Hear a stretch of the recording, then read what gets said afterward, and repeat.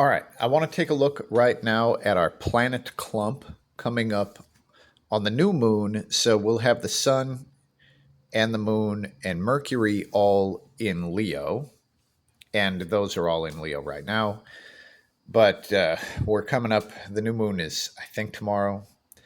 Anyway, so Venus is cuspy with Leo um, on one side in the crab, and then Mars is has just moved into Virgo, I think. So it's cuspy on the other side. So the Sun, Moon, Mercury, Venus, and Mars are all pretty much in a clump. I mean, they're in a line, right? It's about a 35-degree clump. Anyway, let's take a look and see what the fuck that means.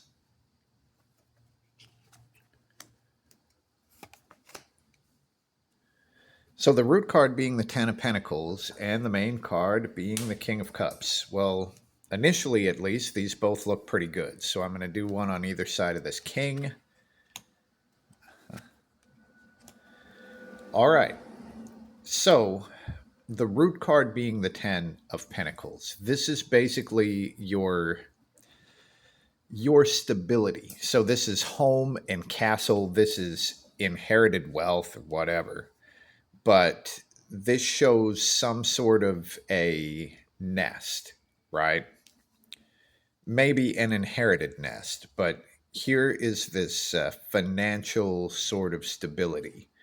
And this is the kind of energy that lasts through generations, which is why it tends to show either property or like wisdom, like lessons, that are passed down from generation to generation.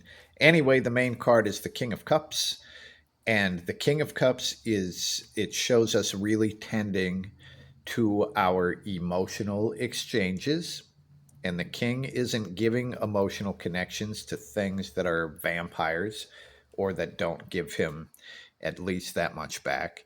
So when we look moving up to this King of Cups, on one side is the reversed Four of Cups, which is pretty much about getting out of personal stagnation and taking risks. I mean, maybe it's not so much about taking risks as it is just inviting new energy, like the person in the castle getting on this ship. Instead of just sitting home being sad, they get on the ship and do something fun. So, this is new emotional energy after it has been stagnant for some time. And here you see the same boat. Oh, it's right there behind the King of Cups. But because of this venturing out in some way emotionally, then that leads to the King of Cups, where we are able to sort of look at these connections that we have and make sure that we're not getting fucking, emotionally choked by this or that. And as that energy moves forward, it moves into the Ace of Wands. And the Ace of Wands is this new source of passion. So looking at this looks pretty good. And with the 10 as a foundation, it looks like there is something there. Now, maybe this is literal inherited wealth, or maybe it is like a family member or something that kind of provides the ability to reverse this Four of Cups and to like end the stagnation.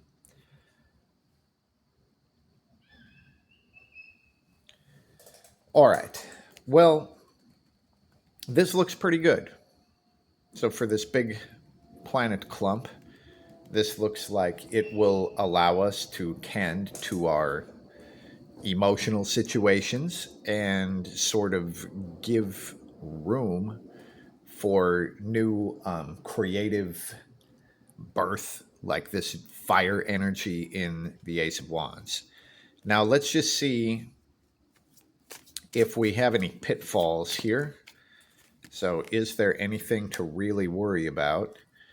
And we get a reversed world. Now, the world reversed,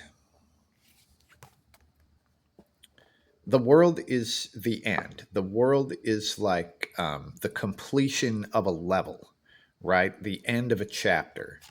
The world reversed is basically when all of the shit has been done, but for some reason it's just not moving forward. So it's like reading the last sentence of a chapter repeatedly without moving on to the next one. Anyway, so this shows some reason through all of this, which looks good, there's some greater completion that is just not happening. And that can be really frustrating when you feel like you've done everything you can in a certain situation, but the situation is the fucking same as it was last week and the week before. So I guess that's a pitfall. So from that pit, let's see if there is some golden rope that we can grab as we fall into the pit of feeling like nothing is actually changing. And the reversed lovers is the golden rope. So the lovers, big commitments. The lovers reversed is essentially breaking big commitments. So if you end up in a situation like this where nothing is fucking changing, then the lovers reversed is saying sort of look at the big commitments you've made and you might have to break some of them. Now, I also shuffled the Tattoo Tarot. So let's just see what the Tattoo Tarot has to say about this same clump of energy. Well, there's the freaking lovers right there. And the Ace of Coins. So let's look on either side of this.